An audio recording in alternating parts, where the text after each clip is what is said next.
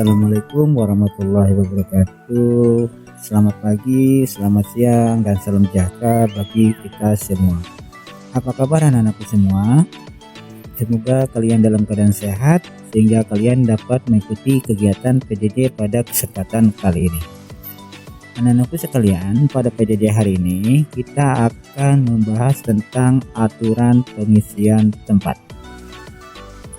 Adapun tujuan pembelajarannya adalah siswa dapat menyelesaikan masalah kontekstual terkait aturan pengisian tempat.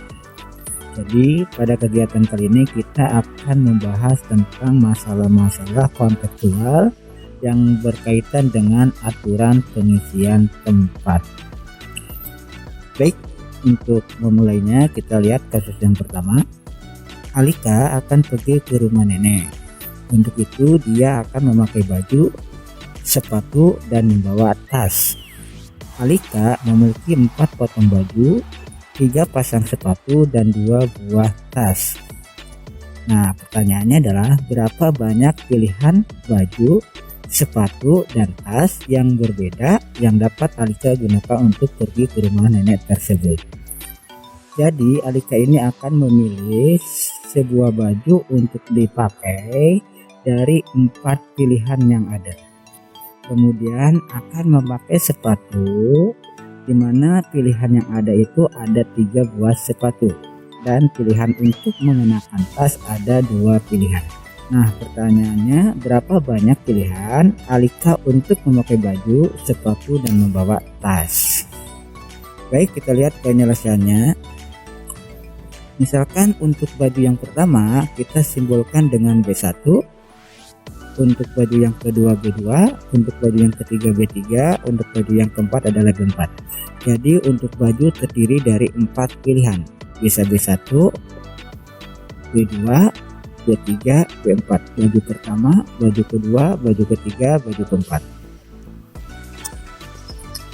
Sedangkan untuk memilih sepatu terdiri dari 3 jenis sepatu atau 3 pilihan, yaitu sepatu yang pertama, atau kita misalkan dengan S1, kemudian sepatu kedua S2, dan sepatu ketiga yaitu S3. Dan untuk tas terdiri dari 2 pilihan, yaitu tas pertama dan tas kedua. Dari pilihan-pilihan ini, kemungkinan pertama yang dapat dikenakan oleh Alika adalah baju pertama, kemudian sepatu pertama, dan tas pertama. Berarti susunannya adalah B1, S1, dan T1. Ini susunan atau kemungkinan pakaian, sepatu, dan tas yang akan dikenakan oleh Alika. Jadi ini baru kemungkinan pertama. Ternyata selain ini juga ada kemungkinan lain, yaitu untuk yang dikenakan Alika untuk yang pertama adalah tetap B1. Kemudian untuk sepatunya sepatu ke-1, tapi tasnya dia memakai tas kedua. Jadi ini pilihan kedua atau kemungkinan kedua. Berarti susunannya adalah B1, S1, dan T2. Kalau yang sebelumnya adalah B1, S1, T1. Kemungkinan kedua adalah B1, S1, T2. Dan kemungkinan yang ketiga, Alika ini memakai baju kedua, sepatu pertama, dan tas pertama. Berarti susunannya adalah B2, S1, dan T1. Begitu pula seterusnya. Dengan mendaftarkan seperti ini, kita akan menemukan suatu badan kemungkinan yang dapat digunakan Alika untuk memakai baju, sepatu, dan tas. Jadi kemungkinan pertama adalah baju pertama, sepatu pertama, tas pertama. Kemungkinan kedua adalah baju pertama, sepatu pertama, tas kedua. Kemungkinan ketiga adalah baju pertama, sepatu kedua, dan tas pertama. Seterusnya sampai terakhir. Kemungkinan yang terakhir adalah B4 atau baju keempat, sepatu ketiga, dan tas kedua. Ternyata dengan membuat tabel atau bagan seperti ini, diperoleh banyak pilihan baju, sepatu, dan tas yang berbeda yang dapat digunakan Alika sebanyak 24 pilihan. Dari 24 pilihan ini, pilihan-pilihannya dapat dilihat dari bagan seperti itu. Itulah untuk kasus yang pertama. Kita lihat kasus yang kedua. Dalam sebuah kotak yang disekat-sekat disimpan sepotong keju seperti terlihat pada gambar berikut. Ada beberapa cara berbeda yang bisa ditempuh tikus untuk mencapai keju. Oke, kita lihat penyelesaiannya. Misalkan untuk sekat yang pertama, pintunya itu kita kasih nama pintu pertama dan pintu kedua, atau jalan pertama dan jalan kedua. Kemudian untuk sekat yang kedua kita kasih nama jalan A, B, C, atau pintu A, pintu B, dan pintu C. Dan yang ketiga itu misalkan kita kasih nama 1 Romawi dan 2 Romawi. Berarti kemungkinan pertama tikus itu akan melalui pintu 1, kemudian pintu A dan pintu 1 Romawi. Ini kemungkinan yang pertama. Atau tikus itu juga bisa melalui pintu yang pertama, kemudian pintu A, dan yang terakhir adalah pintu 2 Romawi. Atau juga tikus itu melaluinya pintu yang pertama, tapi untuk yang sekat kedua dia melewati pintu yang B, dan sekat yang ketiga melalui pintu 1 Romawi. Yang keempat bisa juga dia melalui sekat pintu 1, kemudian pintu B, dan 2 Romawi. Kemudian yang kelima bisa juga melalui pintu 1, kemudian pintu C, dan pintu 1 Romawi. Yang keenam bisa juga dia melalui pintu 1, kemudian pintu C, dan pintu 2 Romawi. Kemungkinan yang lain dapat kita peroleh seperti ini. Jadi itulah kemungkinan jalan atau pintu yang dapat dilalui tikus itu untuk mencapai keju, yaitu 1 A 1 Romawi, kemudian yang kedua 1 A 2 Romawi, dan seterusnya sampai yang terakhir 2 C dan 2 Romawi. Sehingga dari bagan ini diperoleh jalan yang berbeda tikus tersebut untuk menggapai atau mencapai keju adalah sebanyak 12 jalan. Nah, inilah untuk kasus yang kedua. Nah, dari kasus yang pertama dan kasus yang kedua ternyata penyelesaiannya itu dengan menggunakan bagan atau kita mendaftar semua kemungkinan yang ada. Nah, adakah cara lain yang dapat kita gunakan untuk menentukan atau menyelesaikan masalah-masalah tadi tanpa harus membuat bagan atau mendaftar semua kemungkinan? Karena pada kasus pertama dan kasus kedua kemungkinannya itu hanya sedikit. Gimana kalau kemungkinannya itu banyak? Jadi semua kemungkinan itu banyak, kita tidak mungkin mendaftar satu-satu seperti tadi. Nah, ternyata ada cara lain, yaitu seperti ini. Untuk kasus yang pertama, di situ banyak bajunya terdiri dari 4 pilihan atau 4 buah baju. Kemudian untuk sepatu terdiri dari 3 buah sepatu atau 3 buah pilihan. Dan untuk tas terdiri dari 2 buah tas atau 2 buah pilihan.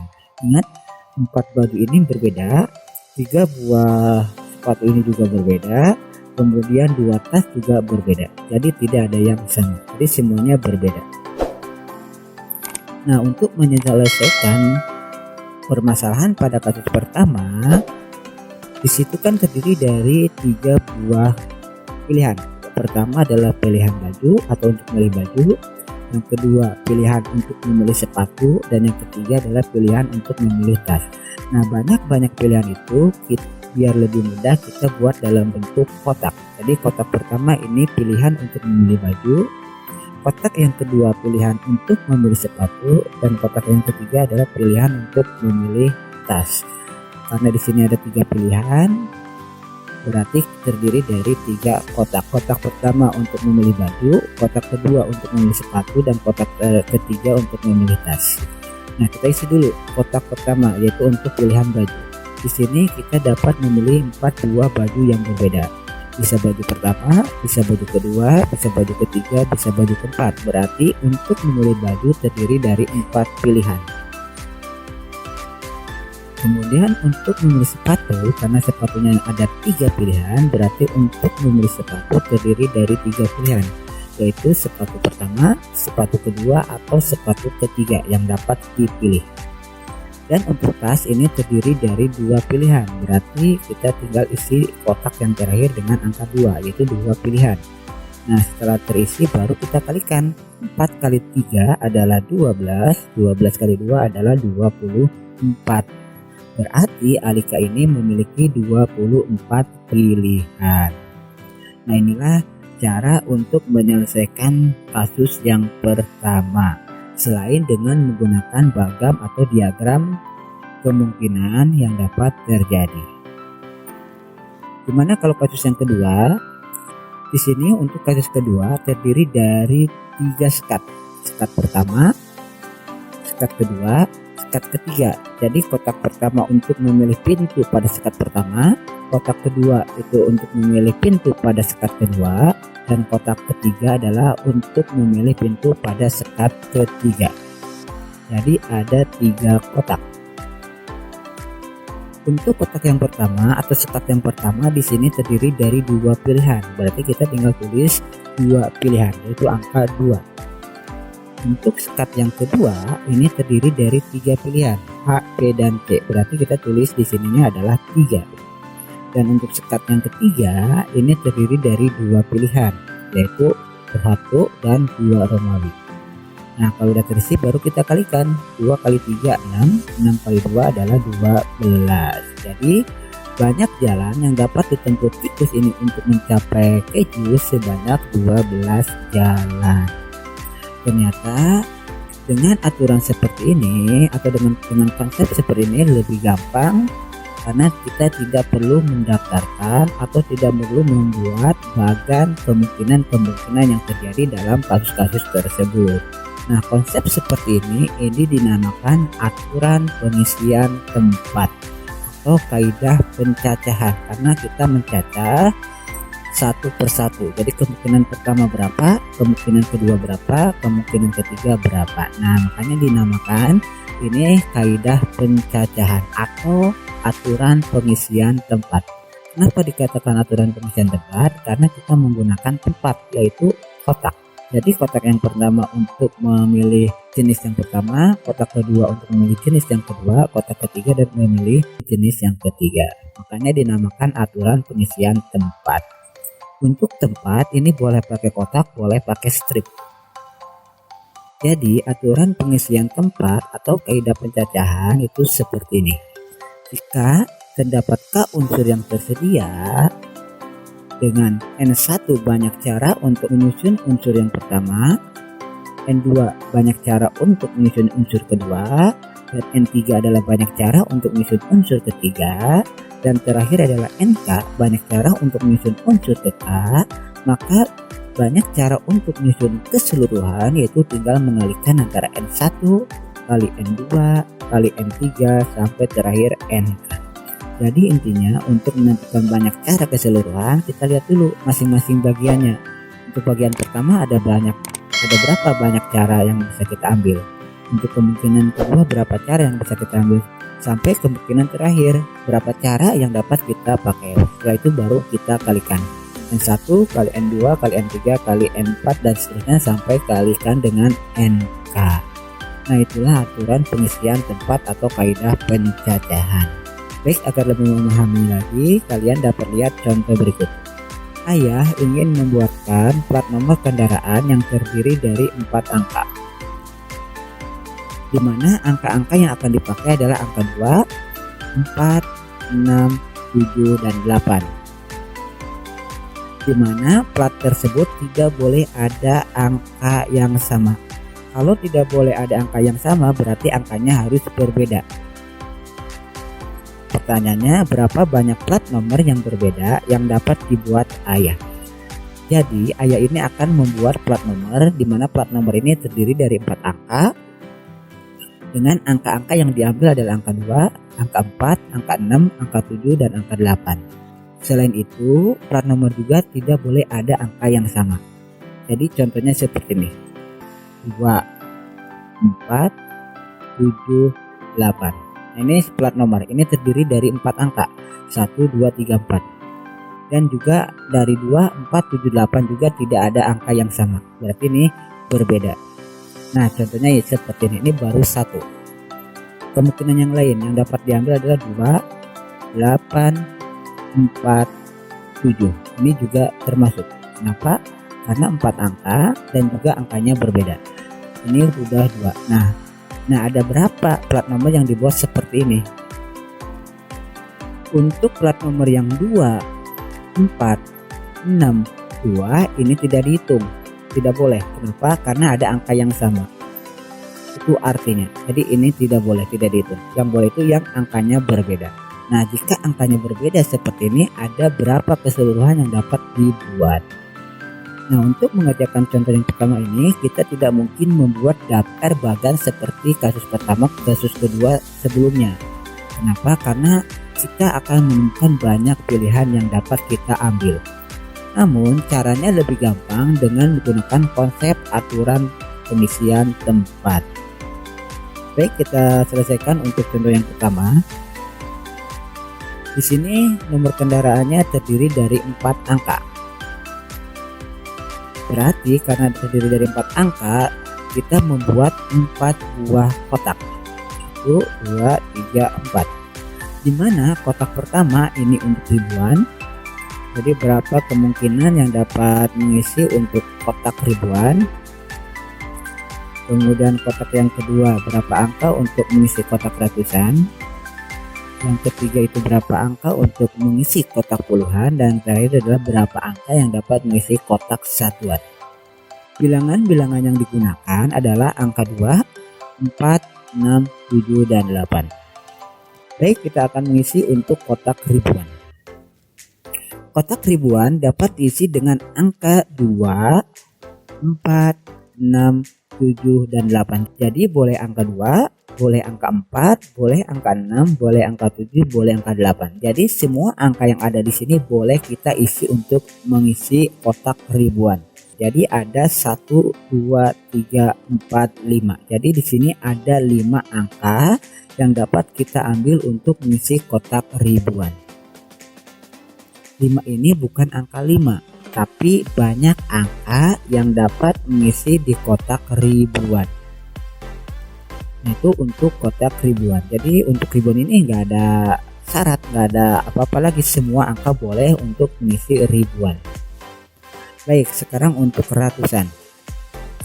Karena di sini katanya harus angka berbeda, berarti dari angka 2, 4, 6, 7, dan 8 ini sudah diambil satu angka untuk mengisi ribuan. Misalkan untuk angka ribuan itu udah diisi angka 2. Otomatis untuk ratusan ini tidak boleh lagi angka 2. Harus angka selain angka 2. Misalkan angka 4, 6, 7, dan 8. Artinya untuk ratusan ini dapat diisi dengan angka 4, angka 6, angka 7, angka 8. Jadi sebanyak 4 buah angka. Nah sekarang kita lihat puluhan. Untuk mengisi puluhan, di sini yang dipakai adalah angka setelah ratusannya kita gunakan. Misalkan angka ratusan kita ambil angka 4. Berarti untuk puluhan 4 tidak boleh kita ambil lagi. Yang bisa kita ambil adalah angka 6, 7, dan 8. Berarti terdiri dari 3 pilihan.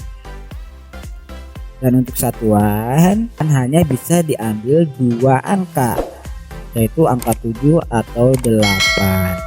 Jadi kalau kasusnya angka berbeda atau tidak boleh ada angka yang sama, berarti setiap kotak pasti berkurang 1. Kalau pertama 5 berarti 4, 3, 2. Kenapa berkurang 1? Karena satu angka ini sudah dipakai pada kotak sebelumnya. Nah kalau sudah terisi berarti tinggal kita kalikan.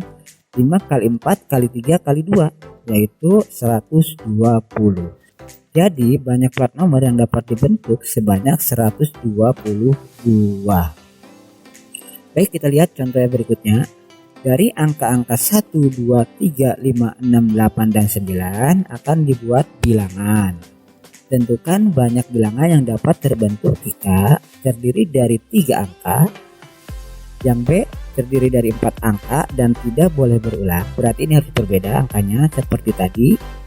Yang C 4 angka berbeda dan juga merupakan bilangan ganjil. Berarti syaratnya ada 3, 4, berbeda, dan ganjil. Yang D terdiri dari 3 angka dan merupakan bilangan genap. Berarti ini syaratnya cuma 2, 3 angka dan genap. Artinya boleh berbeda, angkanya boleh berbeda. Yang E terdiri dari 3 angka dan lebih dari 300. Yang F terdiri dari 3 angka dan kurang dari 500. Inilah contoh yang kedua. Baik, kita lihat contoh yang kedua penyelesaiannya. Di contoh yang kedua, angka-angka yang disediakan adalah angka 1, 2, 3, 5, 6, 8, 9. Jadi ada 1, 2, 3, 4, 5, 6, 7. Ada 7 angka. Ingat, 7 angka yang dapat digunakan. Baik, kita lihat untuk yang A, terdiri dari 3 angka. Karena terdiri dari 3 angka, berarti kita buat 3 kotak. Kotak pertama untuk ratusan, kotak kedua untuk puluhan, kotak ketiga untuk satuan. Kita lihat untuk kotak yang pertama. Kotak yang pertama ini bisa diisi oleh angka 1, angka 2, angka 3, angka 5, angka 6, angka 8, dan angka 9.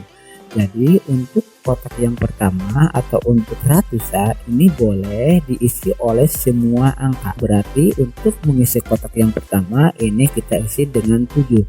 Ingat, 7 ini bukan angka 7, bukan diambil dari sini. Tapi 7 ini diambil dari banyak angka yang dapat kita tempatkan di kotak pertama. Untuk selanjutnya, karena di sini tidak ada syarat berbeda, otomatis di kotak kedua juga semua angka boleh kita gunakan. Artinya di kotak kedua kita bisa isi dengan 7. Begitu pula di kotak terakhir kita bisa isi lagi dengan 7.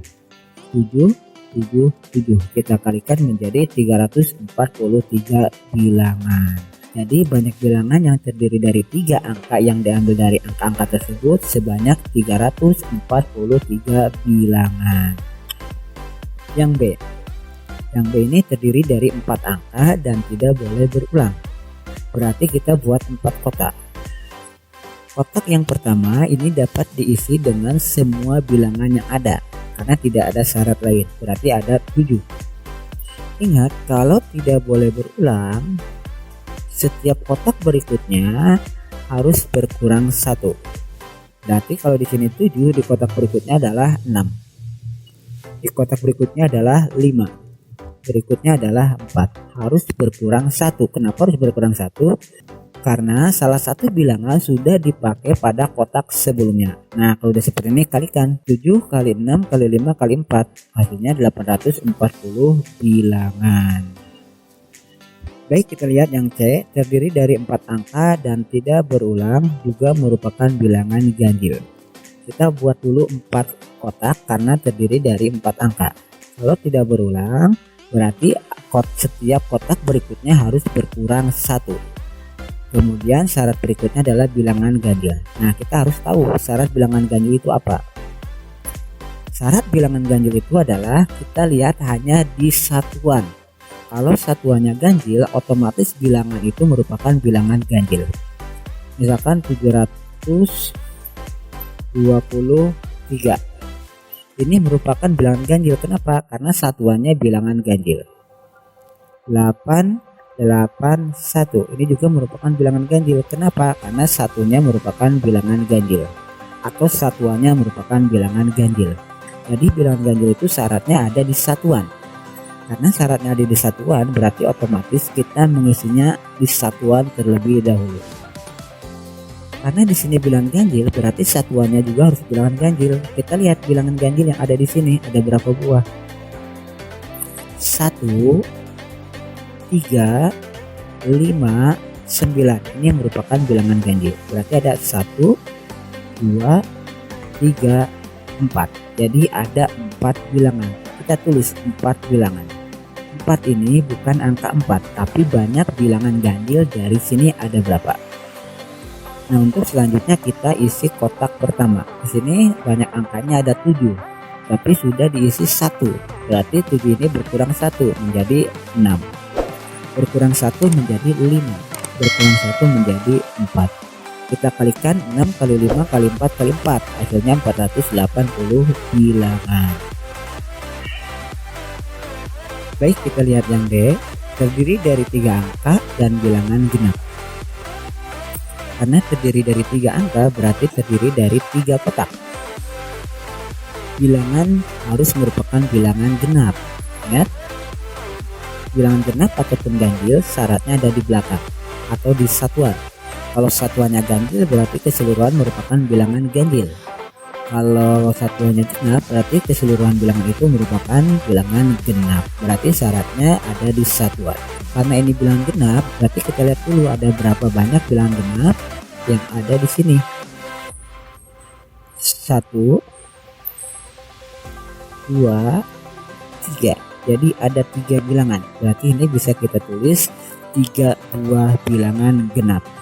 Dan untuk selanjutnya, karena di sini tidak ada kata tidak boleh berulang, artinya berarti boleh berulang. Kalau boleh berulang berarti untuk kolom-kolom selanjutnya kita isi dengan jumlah keseluruhan angka yang ada. Karena di sini jumlahnya ada 7, kolom yang pertama kita isi 7 dan kolom kedua juga kita isi 7. 7 kali 7 kali 3 adalah 147. Jadi banyak angka yang terdiri dari 3 angka dan bilangan genap sebanyak 147 bilangan.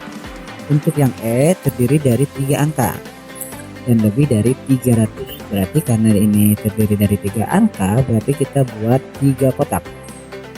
Karena lebih dari 300 berarti syaratnya sekarang ada di ratusan.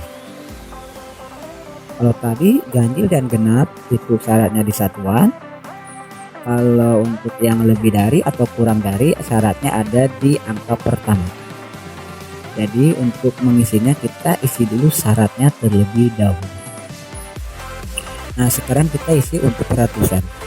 Ada berapa angka yang dapat mengisi untuk ratusan? Dimana syaratnya ini harus lebih dari 300. Misalkan di sini angka 1, boleh nggak angka 1 di sini? Ternyata tidak boleh. Kenapa? Karena kalau di sini angka 1 yang dapat dibentuk dari angka ini minimal angkanya itu adalah 111. Sedangkan 111 itu kurang dari 300. Jadi tidak boleh ada angka 1 di sini. Begitu pula dengan angka 2. Angka 2 tidak boleh. Kenapa? Karena kalau angka 2 di angka pertama akan terbentuk minimal angka yang ini. Sedangkan 211 ini kurang dari 300. Nah, untuk angka 3, boleh nggak angka 3 di sini? Ternyata boleh. Kenapa? Karena kalau kita angka 3 pertama, selainnya bebas, berarti ini sudah lebih dari 300. Berarti untuk angka yang pertama boleh angka 3, boleh angka 5, boleh angka 6, boleh angka 8, boleh angka 9. Jadi ada 5 bilangan. Berarti kita tulis 5. Nah, untuk selanjutnya karena tidak ada kata tidak boleh berulang berarti dia boleh berulang. Karena boleh berulang kita tulis jumlah angka yang ada di situ ada berapa. Di situ ada 7 bilangan. Berarti kita tulis 7. Dan untuk satuan juga kita tulis 7. Berarti 5 kali 7 kali 7 adalah 245. Jadi banyak bilangan yang terdiri dari 3 angka yang lebih dari 300 sebanyak 245 bilangan. Baik, sekarang yang F terdiri dari 3 angka dan tidak boleh berulang serta kurang dari 500. Terdiri dari 3 angka berarti kita buat 3 kotak. Karena syaratnya adalah kurang dari 500 berarti syaratnya ada di angka pertama yaitu ada di ratusan. Nah, kita isi seperti tadi. Angka 1 boleh nggak di sini? Angka 1 ternyata boleh. Kenapa? Karena kalau kita isi angka 1 di sini, kemungkinan bilangannya ini ratusan seperti ini. 111 ribuan. 111 kurang dari 500.